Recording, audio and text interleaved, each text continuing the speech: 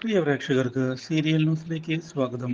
കൂടുതൽ സീരിയൽ ന്യൂസുകൾ അതിവേഗം ലഭിക്കുന്നതിന് ഈ ചാനൽ മറക്കാതെ സബ്സ്ക്രൈബ് ചെയ്യുക. ബെൽ ഐക്കൺ ക്ലിക്ക് ചെയ്യാൻ മറക്കരുത്. Do like, share and subscribe.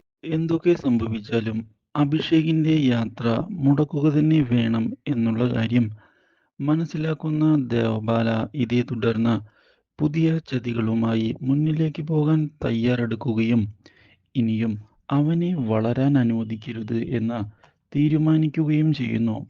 ഇതിന്റെ ഭാഗമായി സുപ്രധാനമായ നീക്കം ഉണ്ടാവുകയാണ് നമ്മുടെ അഭിഷേകിന് നേരെ. ഇതേ തുടർന്ന് അഭിഷേകിന്റെ US യാത്ര മുടങ്ങുകയും ചെയ്യുന്നു.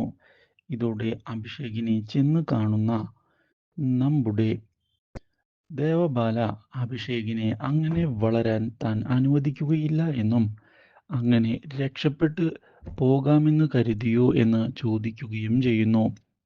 ഒരിക്കലും താനതിന് സമ്മതിക്കുകയില്ല എന്നും ദേവബാല പറഞ്ഞതിനെ തുടർന്ന് ദേവബാലയുടെ മനസ്സിലെ ക്രൂരത തിരിച്ചറിയുകയാണ് നമ്മുടെ അഭിഷേക്. ഇതോടെ ഒടുവിൽ പ്രതികരിക്കുന്നതിനായി തയ്യാറെടുക്കുന്ന അഭിഷേക് ദേവബാലയെ തല്ലുകയും ഇനിയും ഒരിക്കലും ദേവബാല തൻ്റെ മുന്നിൽ കണ്ടുപോകരുത് എന്ന് വ്യക്തമാക്കുകയും ചെയ്തിരിക്കുകയാണ്.